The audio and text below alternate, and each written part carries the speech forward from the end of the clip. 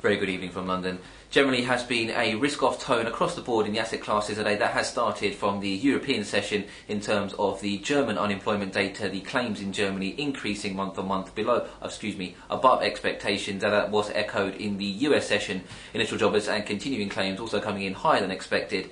And that's also been aided by the Supreme Court ruling on Obamacare, the Supreme Court upholding the main mandate of the Obamacare law, and the net effect of that is seen as anti-growth given the increase in healthcare spending in the US. Separately from there then, in terms of the fixed income markets, given the general weakness in the US equities, all three major US bourses falling with 1% losses, supporting the fixed income market, but we did see the 7-year note auction in the US, despite the tail of around 1.2 basis points and the weak bid to cover, dip buyers have emerged since then, and we are still trading with solid gains, having gone through the pit close in the US of around 12 ticks, as the EU summit has also garnered attention. The underwhelming expectations for the EU summit just helping keeping the fixed income market supported.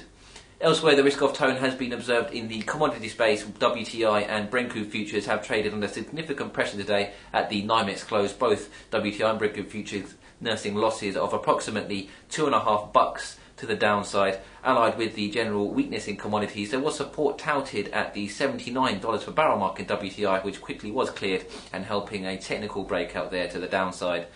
In terms of the currency space, the risk-off tone has led to some strength in the US dollar, and also the weakness in the commodities has seen particular moves in the commodity-linked currencies, Aussie dollar dropping below parity in late trade in the US.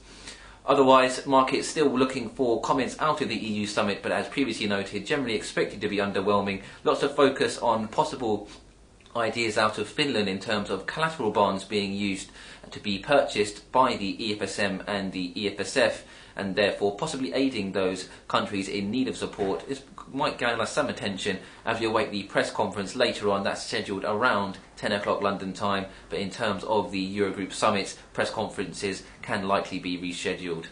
Otherwise, in terms of tomorrow's economic data, we do have the Chicago PMI and the University of Michigan data to look forward to, and we hope then you've had a good trading day and we'll join you bright and early at the usual time tomorrow morning. Thank you.